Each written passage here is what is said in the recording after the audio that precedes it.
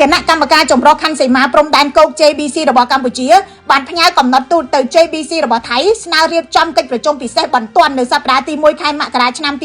2026នៅខេត្តសៀមរាបដើម្បីពិភាក្សានិងបន្តការងារវាស់វែងនឹងខណ្ឌសីមានៅតំបន់មួយចំនួនដែលជាសមរភូមិប្រយុទ្ធដ៏ប្រទីងប្រទង់យោងតាមសេចក្តីប្រកាសព័ត៌មានរបស់រដ្ឋលេខាធិការដ្ឋានកិច្ចការព្រំដែនកម្ពុជាចុះថ្ងៃទី29ខែធ្នូឆ្នាំ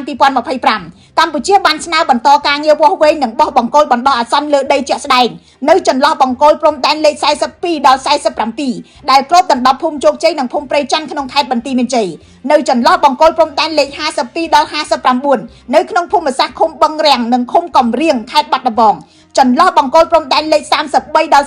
37គ្របដណ្ដប់តំបន់បឹងត្រកួនហើយក្នុងនោះក៏មានតំបន់ច្រកទ្វារព្រំដែនអន្តរជាតិថ្មដាតំបន់ព្រំដែនអូភ្លុកដំរីនិងតំបន់ព្រំដែនចមួយផងដែរតំបន់ទាំងនេះត្រូវរងការវាយប្រហាររបស់ក្រមយោធាថៃចាប់តាំងពីការប្រយុទ្ធគ្នាបានចាប់ផ្ដើមពីថ្ងៃទី7ខែធ្នូឆ្នាំ2025មកសំណើរបស់កម្ពុជានេះធ្វើឡើងស្របទៅតាមសេចក្តីប្រកាសរួមស្តីពីបទឈប់បាញ់ដែលកម្ពុជានិងថៃបានព្រមព្រៀងនៅថ្ងៃទី27ខែធ្នូឆ្នាំ